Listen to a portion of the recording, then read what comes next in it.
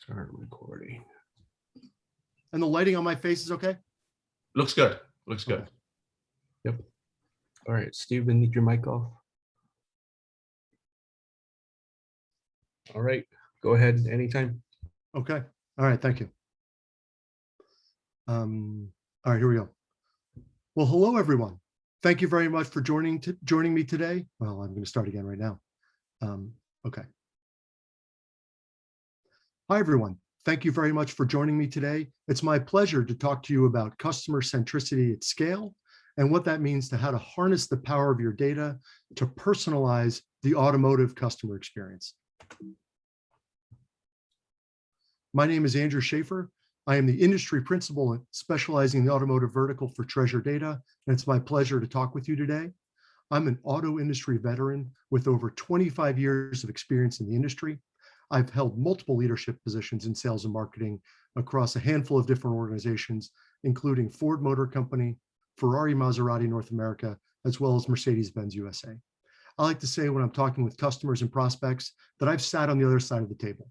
I understand the challenges that they face every day as sales leaders and marketing leaders.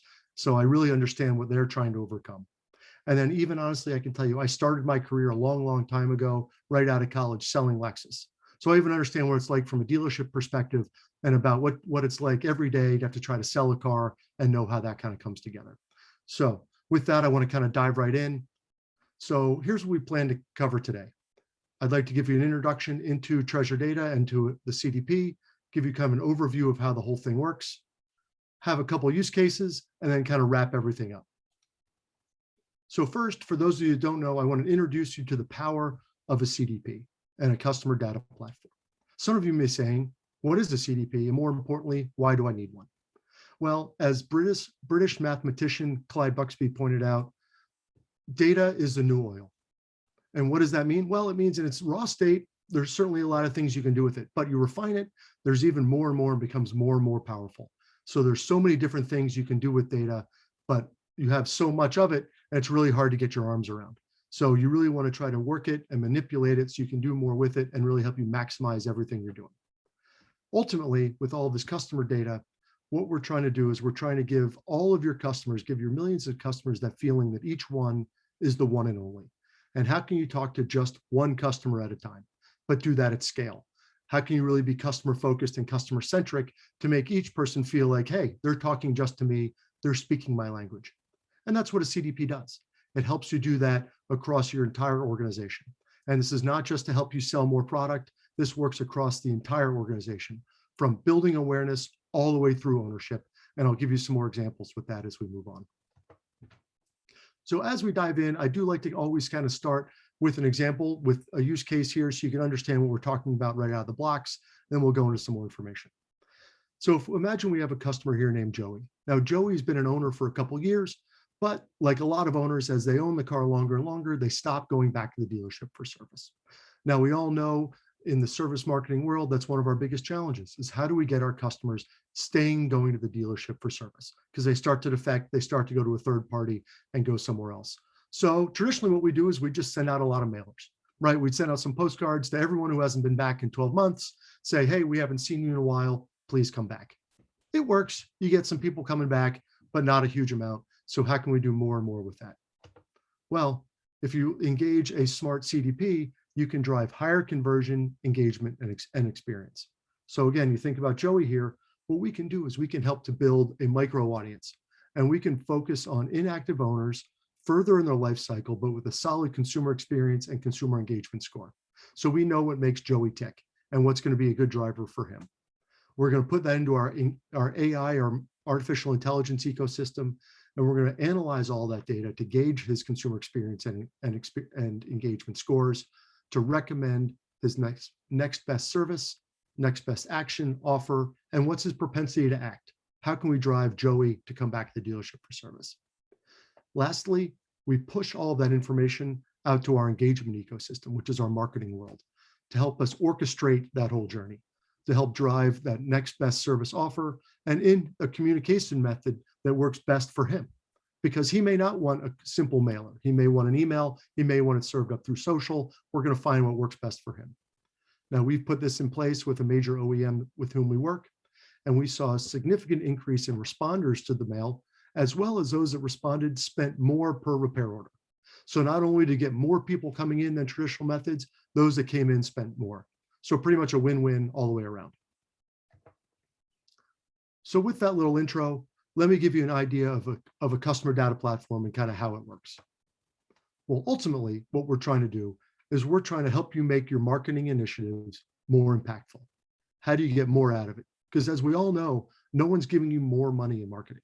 No one's coming up to marketing saying, hey, you guys need more money, just find somewhere to spend it. You all get less money now and you're asked to do more with less every day, every month, every year. And that's where we come in. Because ultimately, omnichannel communications are table stakes. That's what you need just to sit down right now. Everybody has it. So it's really nothing new. To say you're omnichannel and you can touch customers all these different ways, that's really not anything interesting anymore. Because ultimately, customers raise the bar on relevance. You need to make sure you're speaking their language. You're telling them what they want to hear, rather than just bombarding them with offers, bombarding them with all these things, because customers now are inundated with all of these different things. So how can you cut through all of that clutter and talk to just one person? You can tell them what they want to hear and what's going to make them act. And that's how a CDP really works. Because right now, you have all of your different technology stacks and all of your different teams, and they're disparate, but they are barriers to value and innovation. They don't all work together. And if they do, it takes a long time. I've been there. If you want to get something from IT, you have to go through the insights team, and then they may charge you. It just takes too long. And by then you're wasting time and you're wasting money. What the CDP does is it helps to break down those barriers so you can all work quickly and move fast and get a lot more out of your money. Because ultimately we're getting all of those different silos to all work together in perfect unison. So we're going to get your engagement marketing ecosystem together with your insight ecosystem and all of your data in the back end to work together as one cohesive unit. It's going to give you the ability and the agility to react quickly and put in place more and more use cases. It's going to help your insight, your AI team, develop the highest level of accuracy by leveraging AI and machine learning. And lastly, your data team, your IT team, is going to give you flexible enterprise data and strong identity management. So really, it's a win-win-win all the way across the enterprise, which is really rare. So ultimately now, if you see something like this, you have your pain points. You have too many sources. It's hard to match customers. Now you have a rough idea of the woman in the middle here of who that is through all of your different systems where you're touching them, but you're not exactly sure because, like I said, so many sources, it's hard to match them all. You have anonymous and known things, and they're all coming in different formats and a lot of disjointed workflows. And that's just your first party data. Now you layer in second party data. Whether you're buying that from other parties, whether you're getting some of that from your dealerships, you're pulling that in, but you're getting a little better idea of who that person is. And lastly, now you layer in third-party data, whether you're using some data enhancement companies like Axiom or Experian to help bring that together, and then some of your other marketing efforts that are flowing back into that third-party data. But ultimately, now what you have is you have a lot of data and you have to do something with. But what the CDP does is you're pulling all that together is it gives you data for personalization, for smart segmentation, for optimization, helps you manage and control governance and consent, and also gives you a lot of information for machine learning. Now that you're pulling all that together and harnessing the power of that data, rather than just have it sit across all these different various areas. So for example, one company we worked with, they had all of these different data sources on the left side. In fact, they had over 30 different data sources. And that was all coming in through this raw data. So they had dozens and dozens of sources, and there's no way they could get their arms all around it. And that turned into billions and billions of records. So just imagine the ability to try to get your arms around all that. But by putting in a CDP by treasure data, we were able to boil that down to millions of unified data-rich profiles that are now actionable, things you can do something with as a marketer. So now I move into the insights. I move into the engagement, into that middle area, which is our AI area. So you think of all of your pain points. Yeah, like I said, you have a lot of data, and data gets stale if you don't use it. Unlike fine wine, data does not get better with time. Information changes, customers get new emails, new phones, they move, whatever it is, their preferences change. So you need to make sure it's staying fresh. And you have all of these other pain points. But with our AI and machine learning tools, you can determine who's most likely to buy, who's most likely to grow in value or defect and leave the brand, who's most likely to come back, etc. All of these different models you can build so you can help determine the best propensity to buy for this customer. And ultimately, like you see on the right side, you have the ability to build this really composite profile of each customer.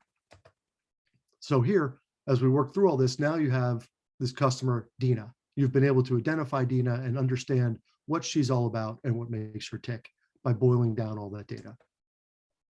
Because ultimately, in the AI ecosystem, without a CDP, it's very hard to see the forest for the trees. If you look at this picture, these trees, there are thousands of them, but you can't tell them all apart from down here. And if you get down on the data, down in the weeds, it's really hard to do anything with it. But that's where the CDP comes in. It lets you understand that a tree on one side has vastly different needs and wants than a tree on the other side. And that's what this allows you to do, see the forest for the trees. And you can distill that data into actionable intelligence.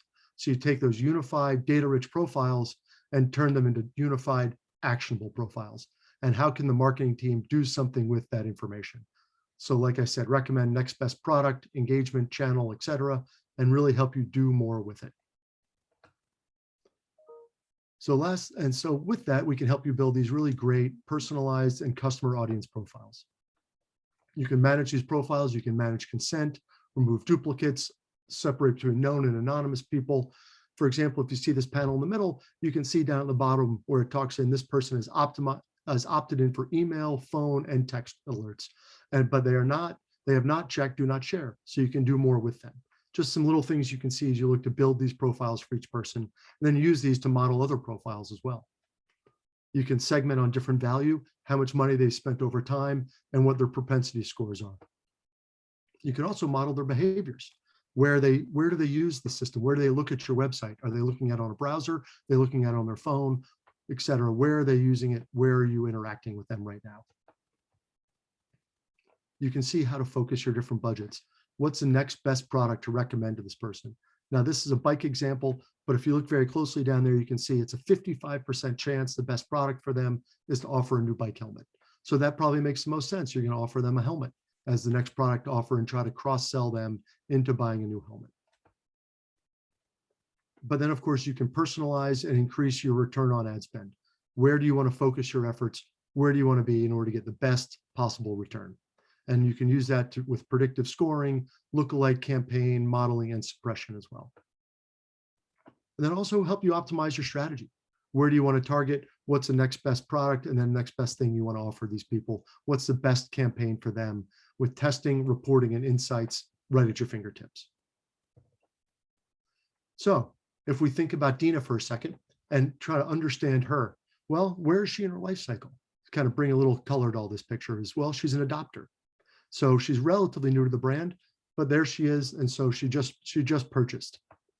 But so what's her long-term potential? Maybe you want to ask, what should we push? Well, historically, her long-term value was low, 1.8 out of 5, which makes sense. She's brand new to the brand. But based on the modeling, you can see that her potential predicted long-term value is much higher, 4.2 out of 5. So that tells you can try to target her and others that look like her to help kind of gauge and help upsell and cross-sell different things. So maybe what would she do next? Well, maybe a good thing for her is to buy winter tires. She lives in a cold climate, winter's coming up, be a perfect opportunity to try to sell her. And you can see her cross-sell propensity is modeled at 68%. So you have a pretty good chance to try to sell her those tires. But so how do you do that? What's the next best action? How do you come to that? Well, how do you drive her to action? Maybe you come up with a special offer for try to sell winter tires. The offer is maybe it's $25 off per tire when she buys 4. And the best channel for her is social. You serve her up that ad, whether it's in Facebook or Instagram or something like that, rather than an email. So that's where you're going to get the best action out of Dina. And that's how the AI can help you come to those really tangible, really valuable insights. So with all that, now we move into the engagement ecosystem, which is really the marketing engagement ecosystem. Some of those pain points are missed opportunities, customer opt-outs, fragmented communications, et cetera. So now if you had Dina here and she got to intent, how do you get her to purchase? How do you push that out using the engagement ecosystem to do that? Well, you see she's there and she has something in her cart, but wait, she left. So maybe now you can offer her a special discount to try to get her to convert because you see it was left in her cart if she puts in this special code. She gets that while she's there, and fantastic. She just converted and purchased that. So now she's happy. You're happy because you converted her from intention to purchase by using those real-time insights. So you're able to use next best action, paid social media, upsell and cross-sell, lookalike marketing, all those different things through all of those different channels, whether it's Snapchat, Salesforce, Facebook, it doesn't matter. We push out to all of them to help you get the most out of those customers. So really, really highly actionable information that the various teams can use across the organization. So with that, I'd like to give you a little bit more information on some more use cases to really kind of help bring all this to light. So we look at the structure of these use cases in three main ways: high value targeting, journey relevance, and optimizing the journeys. So how do we hit across all of these different things? Well, if we think of high value targeting, a great way that fits there from best practice perspective is in lookalikes. How do we model one customer and use that to try to hit others? Well, we do lookalike marketing by looking at who else has high long-term values. We match their consumer profiles, who are loyalists, advocates, brand ambassadors, however we want to cut that to target people that look like our current customers who we know who they are. In journey relevance, maybe it's about providing a list of hot leads to our dealers. We can score those leads with propensity to buy, and so we can be much more effective with our targeting and then notify those dealers with data so then they can do personalized interactions. Now, we're not telling dealers not to contact every lead, but we can help them score them so they know which ones to go after first and which ones have the best propensity to buy. All in all, we've developed hundreds of different use cases that we can put in place so you can go out and get the most out of this system right away and do more with your marketing dollars is what it comes down to. So now today, if I look at another campaign, and this is Rachel, and this is a lookalike campaign. How can we target somebody who looks like one of our existing targets? So traditionally, you would just, again, mail out to everybody.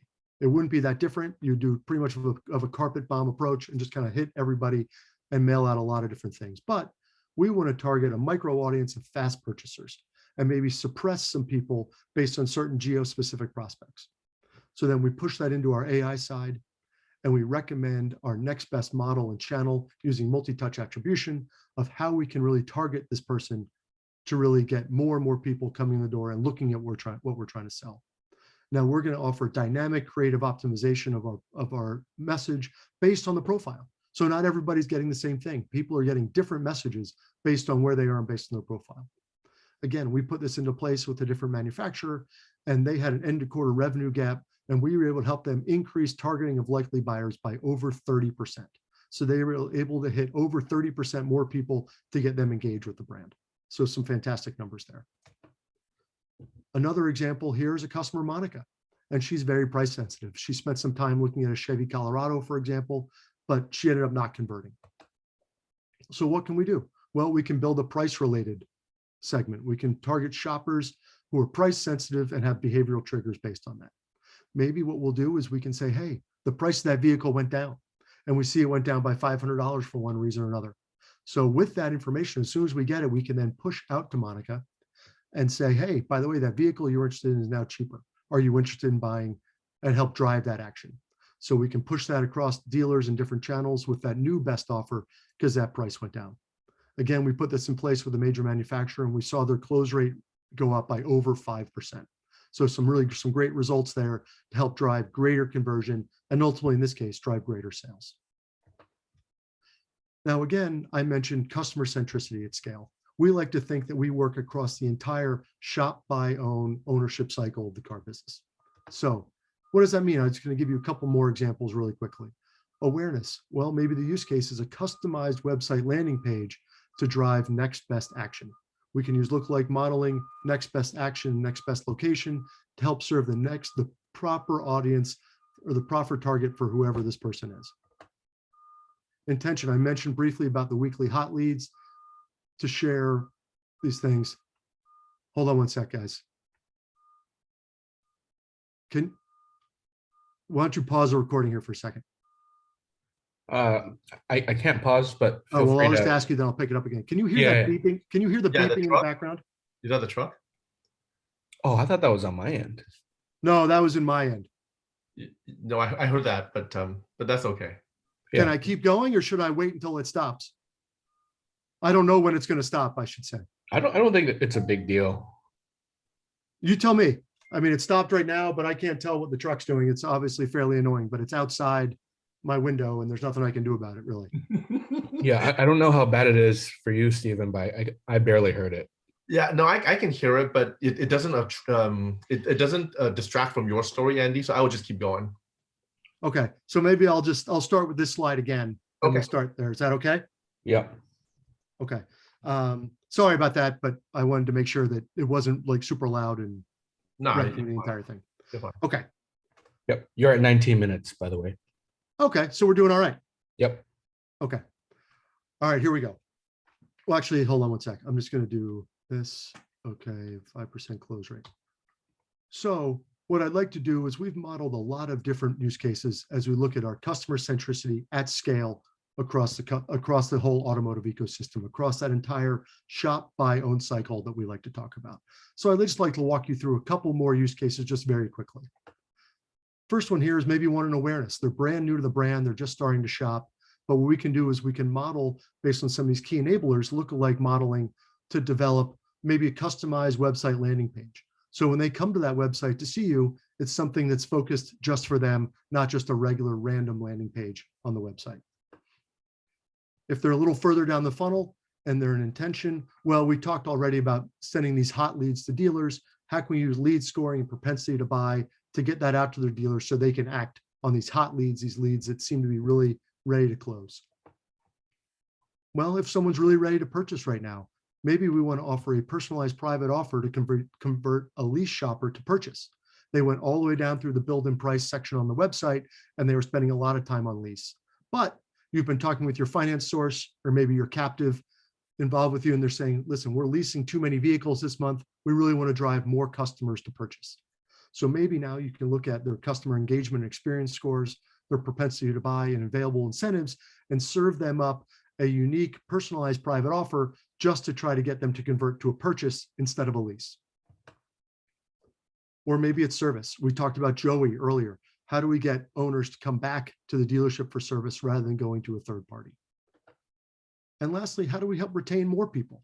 Now that more and more cars are getting connected, what can we do with that information? Well, we all know how stressful it can be if a check engine light or a tire pressure light comes on.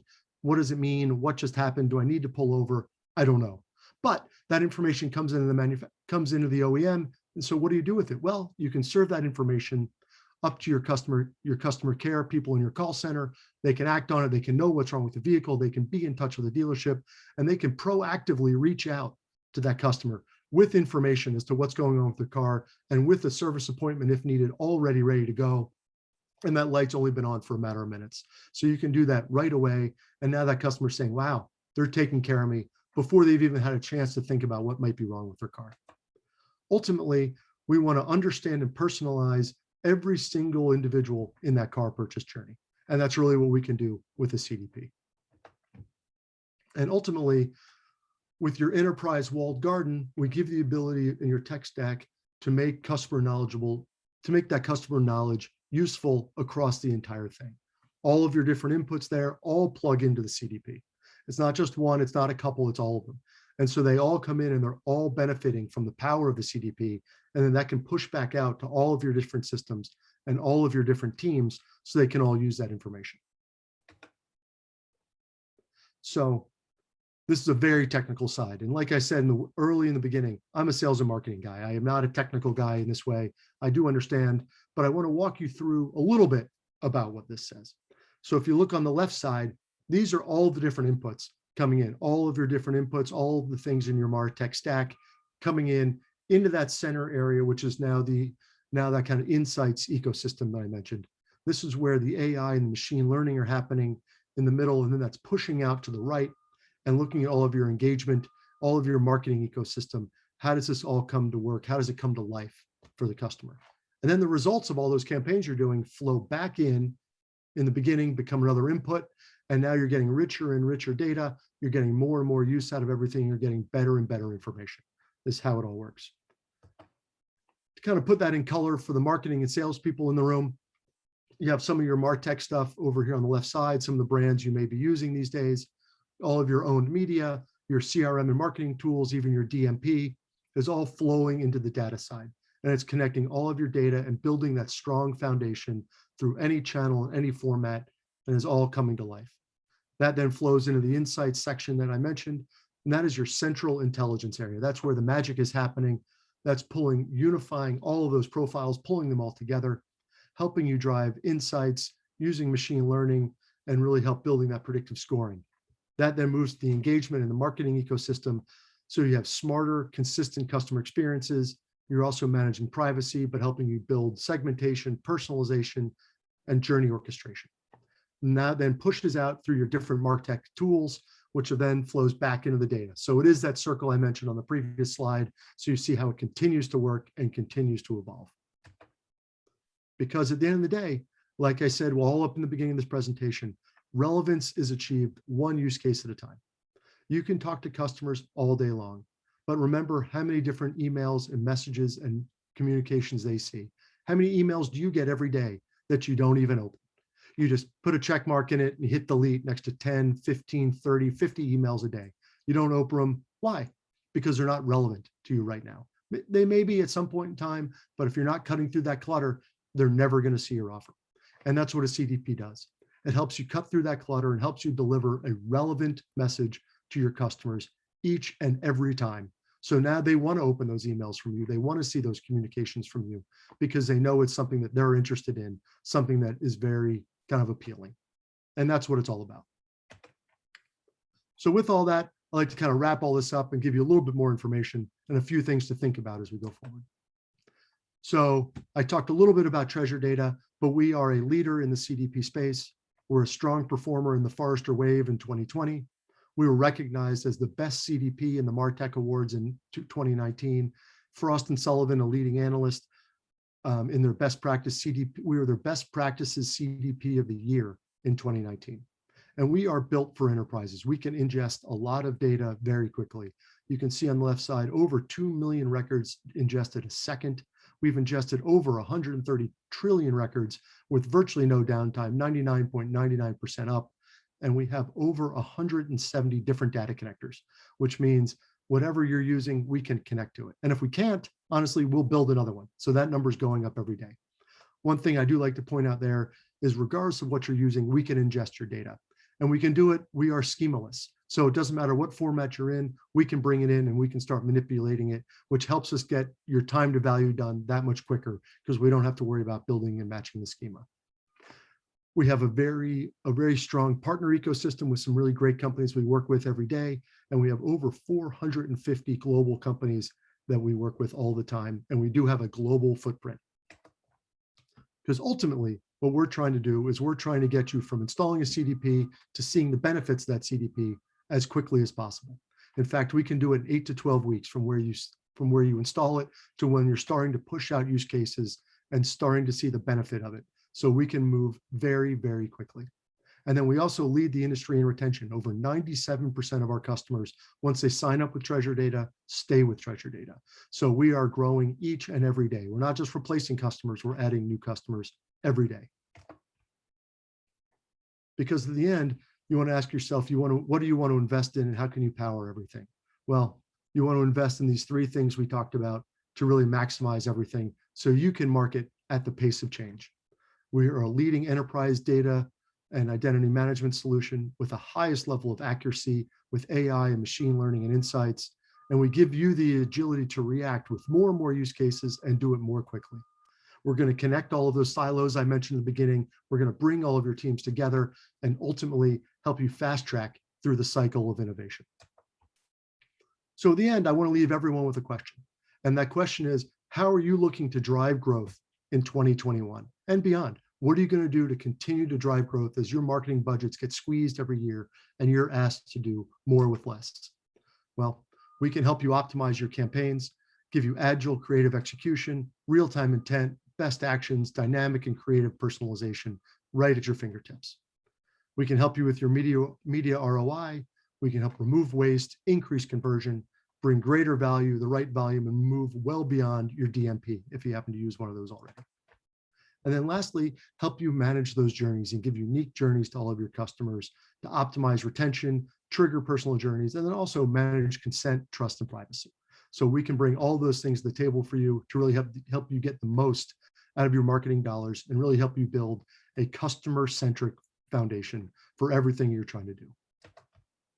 So with that, thank you very much. It's been my pleasure talking with you today, and I hope you have a great day. Thank you. All right, that's all I got. No, that was good, Andy. That went very well. Thank you for doing this. This sounds great again. I know this is the fuller version of that. This is I like it. Thank you for doing this. No, it's my pleasure. I thought you had to go, Stephen. I told my next meeting that I'd rather stay here to listen to this. Oh, well, thanks. So they are on hold, but no, this is great, Andy. Thank you for doing it. This is awesome. No, of course. What do I need to, if you guys want to look it over and let me know if there are things I need to redo or anything like that, we can certainly do that. So I know it was a lot of talking, and it was, how long did it take, Jonathan? So it was 28, 20 something, minus all, yeah.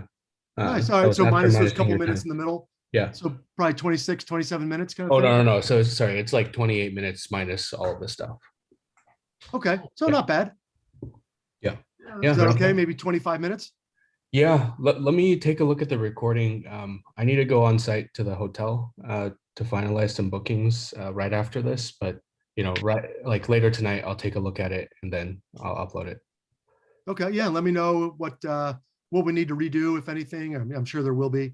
And we can do that. Yep, sounds good. Okay. Awesome. All Hey, right.